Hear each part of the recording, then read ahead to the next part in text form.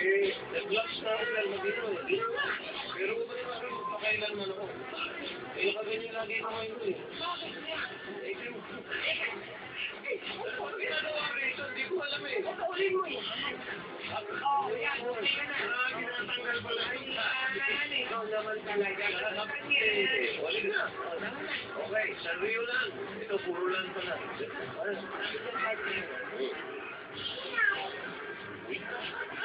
Kaya ko yan, ha? Nakakariya. Let's go, boy. Taong 1990, nagpapasa po dito ang San Rio Pureland. Itong kaunang ng all-weather at indoor theme park sa Japan, kung saan matatagpuan ang mga San Rio characters na tulad ni Kero Keropi, My Melody, Ochako, ang star ng lahat, si Hello Kitty. Alam niyo bang libo-libong tao pumupunta dito para sa Ultimate San Rio Experience? Christmas na Christmas ako na dito sa San Rio Pureland. Pero itong partner ko parang ngayon lang nakakita ng Christmas tree. At least ako niyakap ko lang ang Christmas tree. Pero itong partner ko, feeling turista. Talagang nagpa-picture pa under the tree. Hindi pwede makalimutan ang minsan.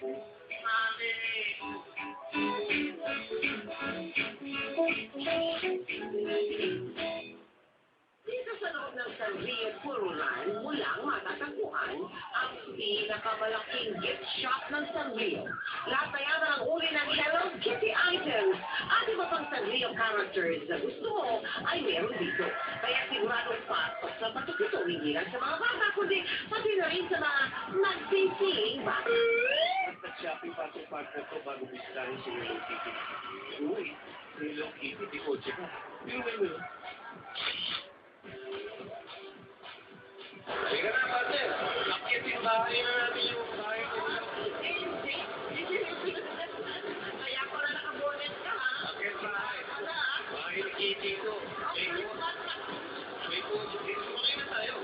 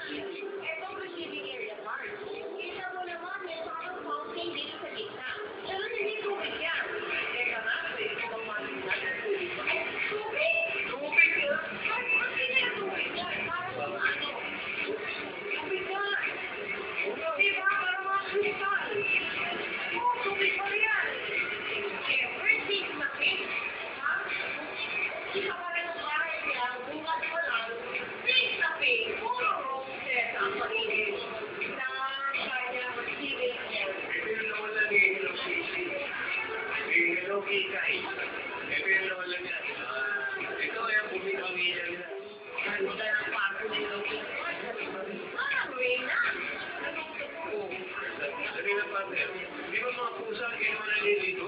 Di wala akong banyo rin. Ang malina, natin yung pari ko, ate, no, Kitty, talagang nakakaiga. Liligo, sino? Oo, binasa pa.